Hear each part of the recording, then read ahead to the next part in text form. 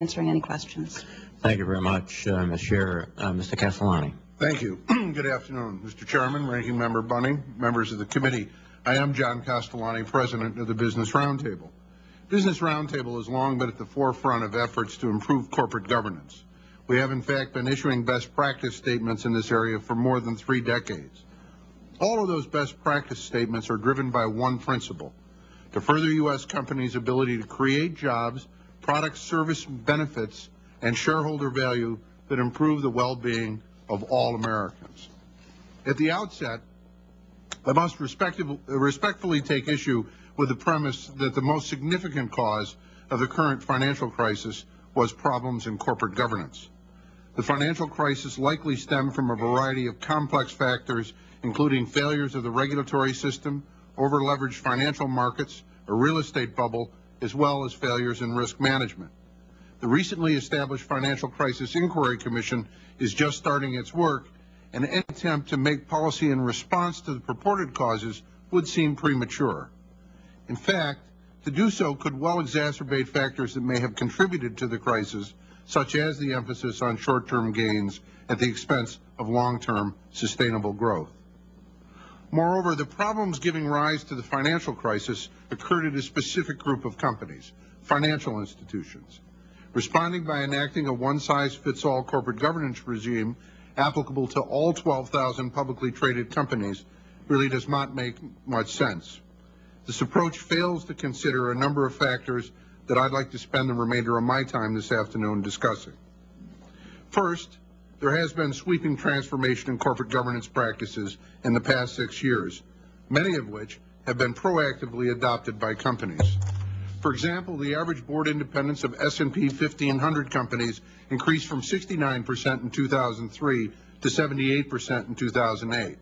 That same group of companies that have a separate chairman of the board increased from 30% in 2003 to 46% in 2008.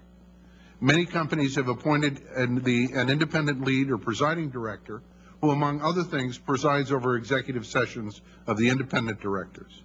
Companies have adopted majority voting standards for the election of directors. In fact, more than 70% of the S&P 500 companies have done so, and many companies have moved to the annual election of directors.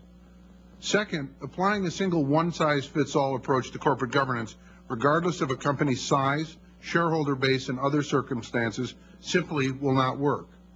While there is a multitude of guidance about best practices in corporate governance, each company must periodically assess the practices that will best enable it to operate most effectively to create long-term shareholder value. In this regard, we share the concerns recently expressed by New Jersey Investment Council in the letter to SEC Chairman Shapiro, that it is, quote, troubled by the proliferation of rigid prescriptive responses which are costly, time-consuming, unresponsive to individual fact-setting surrounding specific companies and industries, and which may correlate only randomly with the creation of shareholder value. Third, for more than 200 years, state corporate law has been the bedrock upon which the modern business corporation has been created and has thrived. It remains the most appropriate and effective source of corporate governance. In large part, this stems from the flexibility provided by its enabling nature and by its responsiveness in adjusting to current developments.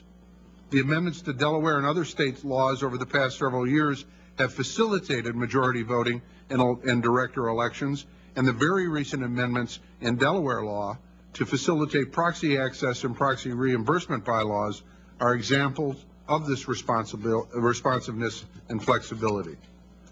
Fourth, to the extent that shareholders desire change in a particular company's corporate governance, many avenues are available to them to make their views known and for companies to respond.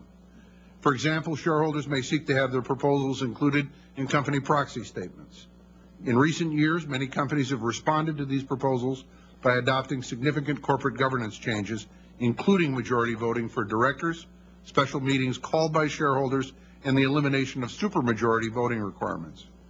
Recently, some companies have implemented an advisory vote on compensation, so-called say-on-pay, in response to shareholder proposals.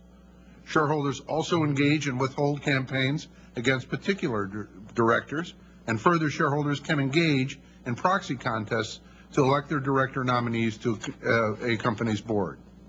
Finally, the SEC has an important role in seeing that shareholders receive the disclosure that they need to make informed decisions.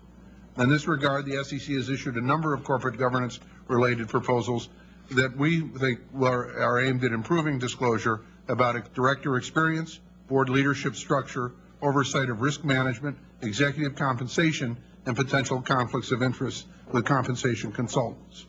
The Business Roundtable generally supports those.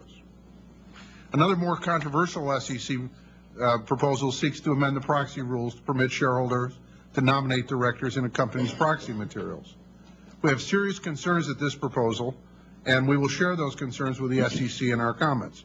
But briefly, we believe that the adoption of this proposal could promote short-termism, deter qualified directors from serving on corporate boards, and lead to the election of special interest directors, increase the influence of the proxy advisory services, and highlight voting integrity problems in the system.